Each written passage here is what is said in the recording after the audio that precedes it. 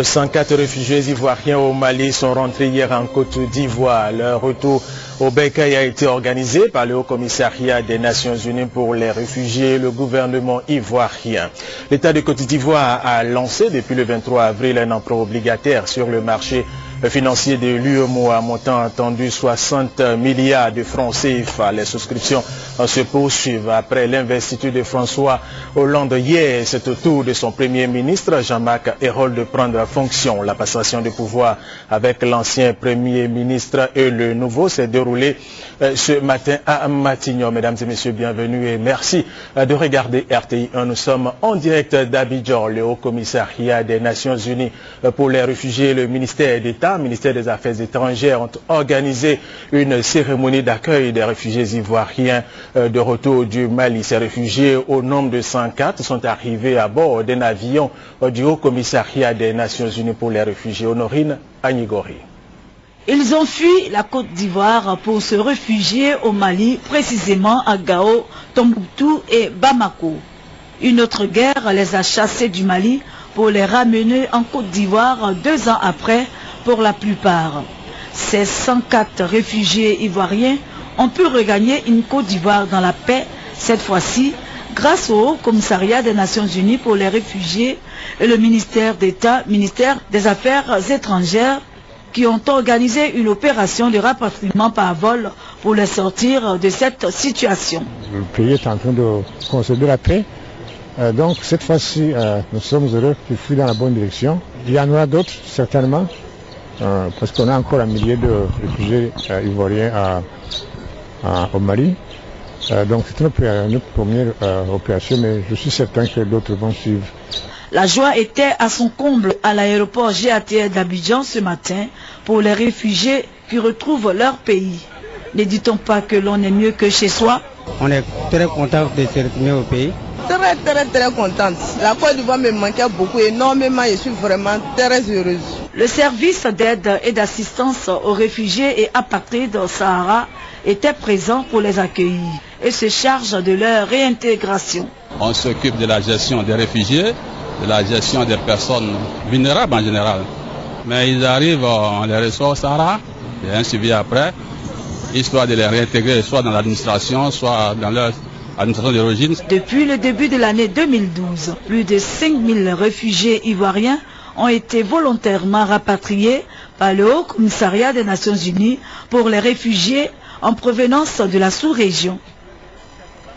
Une réunion des chefs d'état-major de la communauté économique des États de l'Afrique de l'Ouest a eu lieu à Abuja, au Nigeria. Au menu de cette rencontre, la crise en Guinée-Bissau et au Mali. À l'issue de la rencontre, le Nigeria se dit prêt à envoyer 3000 soldats au Mali. Les responsables militaires ouest-africains se sont réunis lundi à Abuja pour mettre sur pied les forces qui doivent être envoyées au Mali et en Guinée-Bissau. Au Mali, nous attendons le signal de la CEDEAO. Toutes nos forces et tous nos équipements sont prêts pour être aéroportés. 3000 hommes doivent être déployés au Mali, mais cet envoi est suspendu au bon vouloir des acteurs politiques et militaires sur le terrain, et la CEDEAO a menacé l'ex-junte de sanctions ciblées si l'accord de transition n'est pas respecté. Ce week-end, les 2 médiateurs ouest-africains ont quitté la capitale malienne sans qu'une solution soit trouvée sur la question de la transition. Alors que la CEDEAO considère que l'actuel président intérimaire doit rester au pouvoir jusqu'à la tenue de l'élection présidentielle, le capitaine Sanogo, toujours très présent sur la scène politique, estime que l'intérim ne doit pas dépasser 40 jours. L'ex-chef de la junte a demandé au Premier ministre Cheikh Modibo Diarra de convoquer une convention avec toutes les forces vives de la nation pour trancher ce différend. Cette convention sera placée sous la haute présidence de son Excellence M. Yankouna Traoré, président de la République par intérim, avec comme point focal le choix du futur président ou président de la transition, c'est-à-dire l'homme ou la femme de votre choix. Ce qui sera, nous osons espérer, une solution à la malienne. Soupçonné de vouloir revenir au pouvoir et diriger lui-même la transition, le capitaine Sanogo suscite la méfiance d'une partie de la classe politique. Le Front uni pour la sauvegarde de la démocratie et la République, opposé à l'ex-junte, réserve sa décision de participer à une telle convention. Nous attendons de savoir quel va être l'ordre du jour, qui va participer et quels sont les critères de sélection. En attendant que les acteurs politiques et militaires se mettent d'accord à Bamako, les populations du Nord, sous le joug des groupes armés Touareg et islamistes, continuent de souffrir. Un convoi humanitaire, organisé par le Haut Conseil islamique du Mali, est parti ce week-end pour Tombouctou, Gao et Kidal, avec 180 tonnes de vivres et de médicaments. Ici en Côte d'Ivoire, un conseil des ministres est prévu ce mercredi. Le gouvernement ivoirien va aborder plusieurs sujets, parmi lesquels certainement les réformes dans le secteur énergétique et financier demandées par le Fonds monétaire international, avec la hausse du prix de l'électricité et du carburant. Le ministre d'État, ministre de l'Emploi, des Affaires sociales et de la solidarité communique le jeudi 17 mai 2012, jour de l'Ascension, déclaré jour férié et chômé sur toute l'étendue du territoire national. La brigade culturelle démantelé un réseau de pirates à partir d'une information anonyme.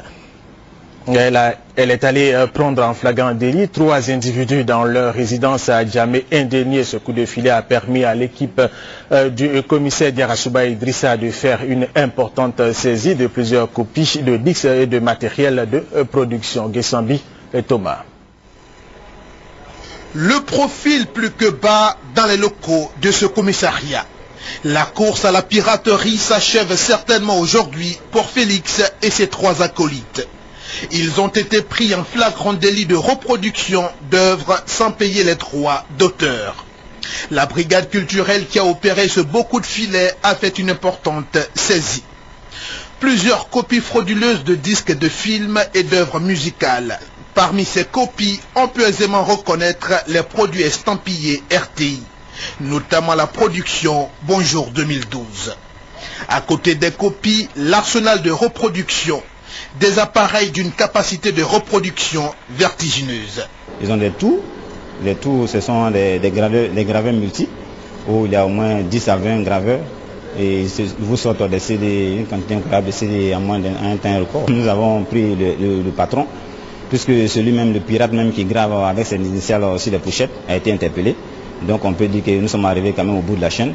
Nous allons essayer de prendre d'autres pirates encore. Et à l'époque, les pirates étaient réfugiés dans les cités universitaires et on ne pouvait pas y aller pour diverses raisons.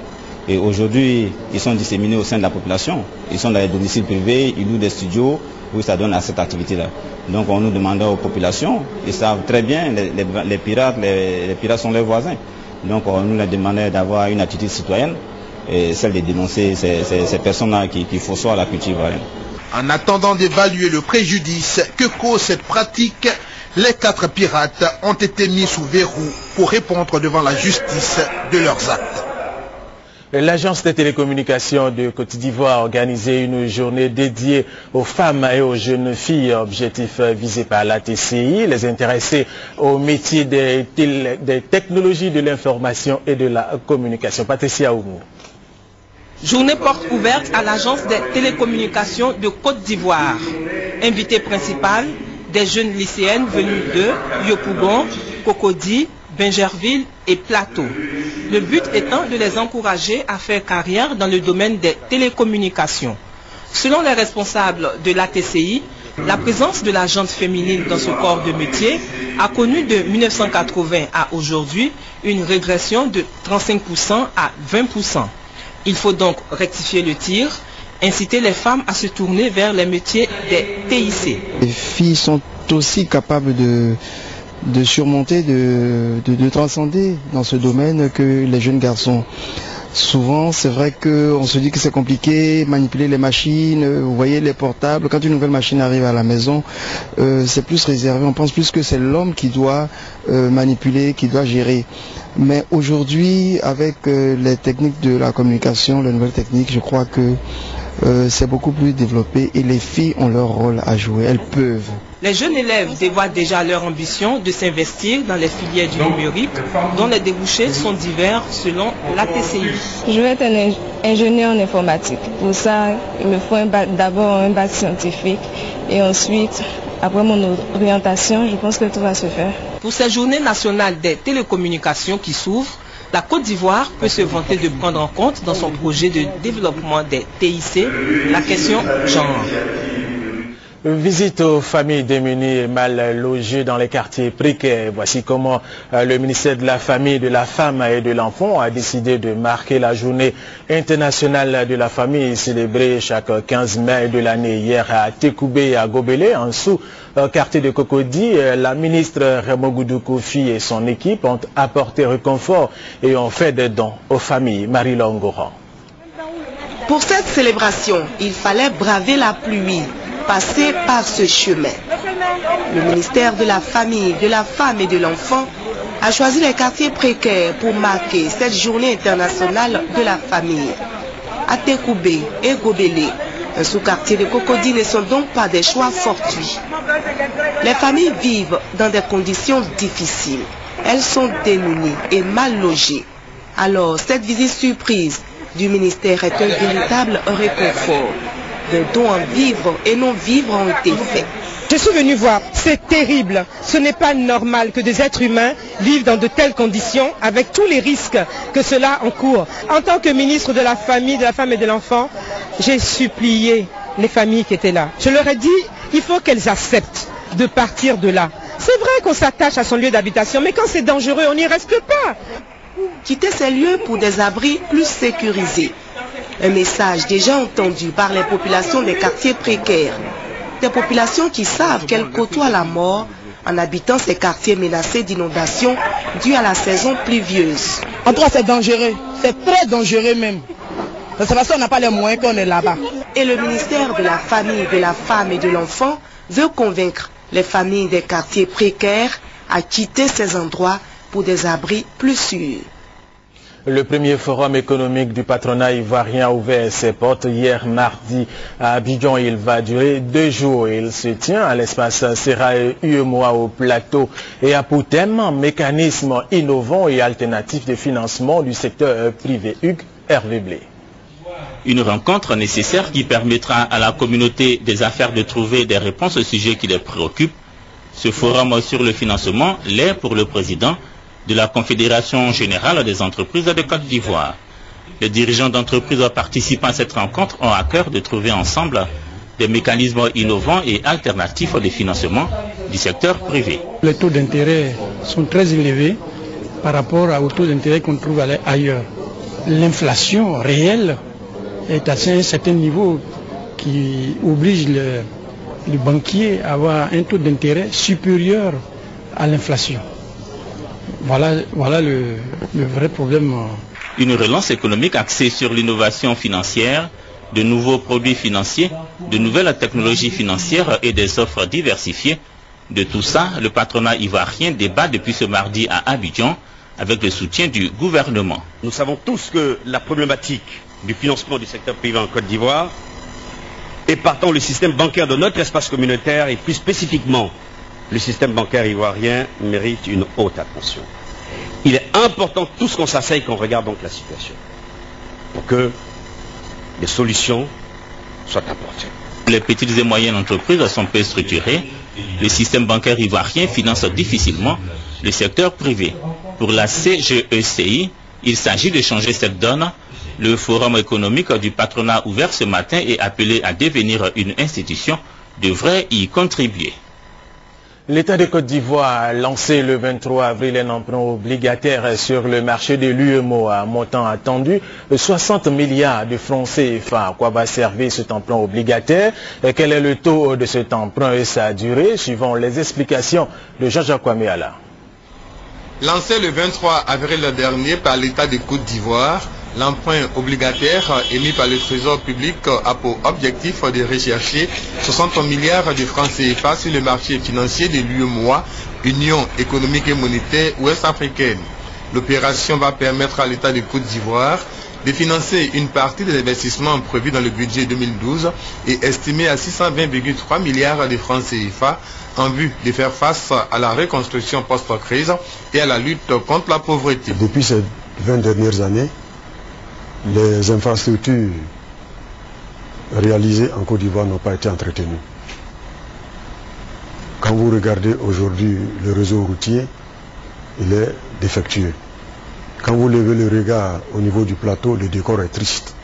Les investissements publics ne sont pas entretenus. Ensuite, depuis les 20 dernières années également, il n'y a pas eu de nouveaux investissements. Ces 60 milliards-là doivent donc permettre, 1, de réhabiliter les infrastructures existantes, 2, créer de nouvelles infrastructures. Je veux parler par exemple du pont Henri Konan-Bédié, de l'échangeur sur le boulevard Valéry Giscard d'Estaing, l'échangeur de la Riviera 2, le prolongement de l'autoroute Abidjan-Bassam. Ce sont au total 6 millions d'obligations au prix nominal de 10 000 francs CFA qui sont proposés aux potentiels investisseurs. Le gain attendu par les acquéreurs est de 6% l'an, durée de l'opération 3 ans.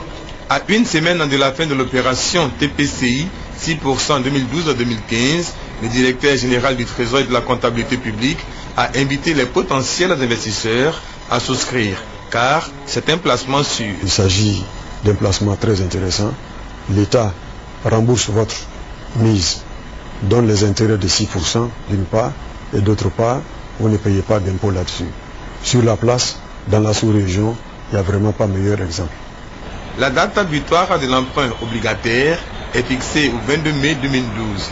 Les retardataires ont moins d'une semaine pour souscrire à l'opération TPCI 6% 2012-2015. La Côte d'Ivoire a une nouvelle compagnie de transport aérien, Air Côte d'Ivoire. Air Côte d'Ivoire a été officiellement créée au ministère de l'économie et des finances au cours d'une signature de convention entre l'État du Côte d'Ivoire, le groupe Air France et le fonds Aga Khan. Le premier avion Air Côte d'Ivoire va décoller en juillet. Jean-Jacques Kwame. Faisant la genèse de l'avènement de Air Côte d'Ivoire, le président du comité de création de cette nouvelle compagnie aérienne, le général Abdoulaye Koulibaly, a rappelé que la défunte Air Ivoire battait de l'aile, passant d'1 200 000 passagers à 600 000 passagers par an. Fort de cette expérience malheureuse, Air Côte d'Ivoire, qui entend décoller désormais, avec toutes les garanties de performance nécessaires, s'est entouré de partenaires crédibles de renommée internationale, dont Air France et le groupe Aga Khan. Nous pensons que avec le partenariat, nous pourrons, d'ici à la fin de l'année, atteindre le chiffre de 1 million. Et certainement beaucoup plus dans les années à venir. Les représentants de la compagnie Air France et du groupe Aga Khan ont salué la qualité des échanges qui a prévalu lors des travaux préparatoires pour la création de Air Côte d'Ivoire. Co-signataire de cette convention avec 51% du capital, le ministre de l'économie et des finances a, au nom de la Côte d'Ivoire, traduit l'engagement du gouvernement à œuvrer pour la pérennité de cette nouvelle compagnie aérienne. Une assemblée générale est prévue pour la mise en place d'un cadre administratif dans la perspective du vol inaugural d'Air Côte d'Ivoire en juillet prochain. Et puis cette information qui vient de tomber à l'instant, le conseil d'administration de l'Intercoton vient de rendre public le prix du kilogramme du coton pour la saison 2012-2013. Il est fixé à 265 francs CFA le kilogramme de coton graine premier choix et à 240 francs CFA le kilogramme de coton deuxième choix. Plus de détails dans nos prochaines éditions. Le ministre de la Salubrité urbaine, Anne Désiré Ouloto, a offert à l'Institut national supérieur des arts et de l'action culturelle de Cocody plusieurs kits de salubrité. Objectif, maintenir l'Institut propre et agréable à l'étude des arts. Douadelazé, Alexis Ouedraogo. Hymne national et démonstration de danse traditionnelle pour accueillir dans leurs locaux le ministre ivoirien de la salubrité urbaine, Anne Désiré Ouloto. Les étudiants de l'Institut national supérieur des arts et de l'action culturelle ont voulu recevoir le ministre de la salubrité en couleur. Elle est venue remettre à l'Institut des kits de salubrité composés de poubelles, brouettes, râteaux et autres matériels d'entretien de surface. Le ministre Anne Désiré Ouloto indique que l'environnement sain devra favoriser la promotion de la culture ivoirienne, vecteur essentiel de l'image de la Côte d'Ivoire au-delà des frontières. Vous attirez le monde en Côte d'Ivoire, les artistes. Et quand ce monde arrive en Côte d'Ivoire, il faut que ce que vous dites colle avec la réalité. Et ce que vous dites doit rimer avec beau, avec esthétique, avec environnement, doit rimer avec tout ce qu'il y a de bon pour la vie. Doit rimer aussi avec sécurité, n'est-ce pas? doit rimer avec santé, bien-être. Le directeur de cabinet du ministre de la Culture et le directeur général de l'INSAC ont salué cette initiative et promettent d'en faire bon usage. Le ministre Anne-Désiré Ouloto entend multiplier ses actions en vue de permettre aux Ivoiriens de vivre dans un environnement agréable et propice à leur santé. Allons maintenant à la découverte du Festival international de cinéma Vue d'Afrique de Montréal au Canada. Un festival international qui se tient depuis 28 ans. Et durant une semaine, chaque année, des films de réalisateurs africains et créoles sont portés à l'appréciation de plusieurs jurys du public dans des salles de cinéma pour faire connaître la culture africaine et créole. Justine Djiké.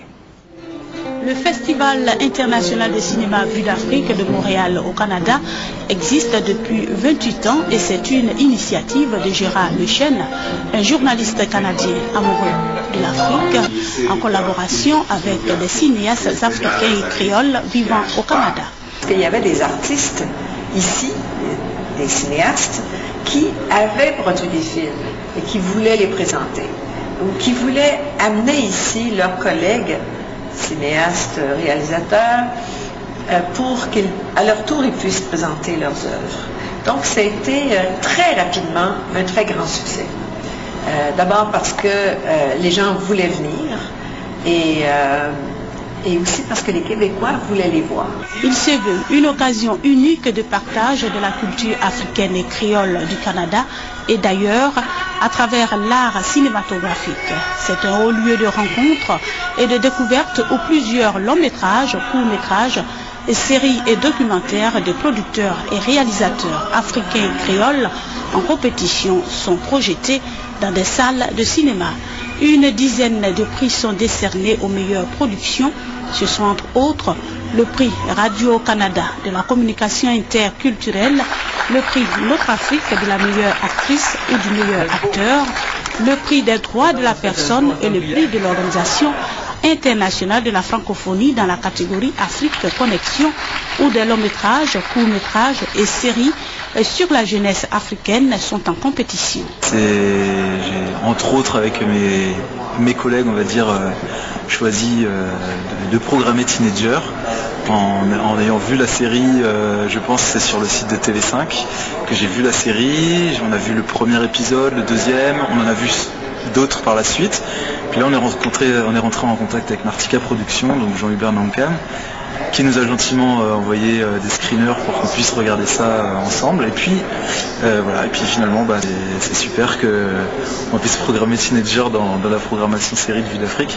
Toutes ces productions sont jaugées par un jury de 3 membres dans chaque catégorie. Le prix, un trophée symbolique, offre de nombreuses opportunités aux lauréats. Les distributeurs commerciaux qui s'intéressent à certains films. L'année dernière, on a eu 5 des films qui ont été mis en salle après. Ça veut dire que c'est très bon parce que ça permet à l'équipe de production et aux réalisateurs de rentabiliser un peu leur production.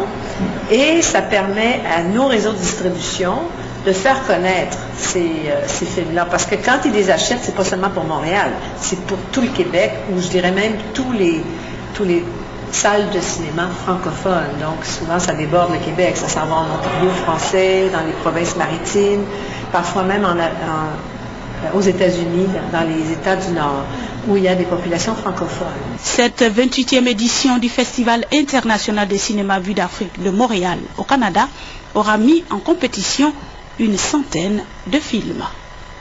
La 65e édition du Festival de Cannes commence ce mercredi. Cannes convie la planète cinéma sur son tapis rouge pour célébrer le 7e art. Les gloires confirmées, celle de demain, et ce pendant 12 jours. La passation de pouvoir entre le nouveau Premier ministre Jean-Marc Ayrault et l'ancien Premier ministre François Fillon a eu lieu ce matin à Matignon. Le nouveau chef du gouvernement français va annoncer la composition de son équipe et cet après-midi, Martine Aubry, premier secrétaire du Parti socialiste français, ne participera pas à ce gouvernement qui sera présenté à François Hollande. Le procès de Ratko Mladic s'est ouvert ce mercredi devant le tribunal pénal international pour l'ex-Yougoslavie. L'ancien chef militaire des Serbes de Bosnie est accusé de crimes contre l'humanité, de génocide et de crimes de guerre, massacre de Srebrenica. Le conflit avait fait plus de 100 000 morts et 2 200 000 déplacés entre 1992 et 1995. Revenons sur ce communiqué avant de terminer cette édition. Le ministre d'État, ministre de l'Emploi, des Affaires sociales et de la Solidarité communique le jeudi 17 mai 2012, jour de l'Ascension déclaré, jour férié et chômé sur toute l'étendue du territoire national. Et c'est la fin de ce journal. Merci de l'avoir suivi. Restez avec nous sur RTI 1.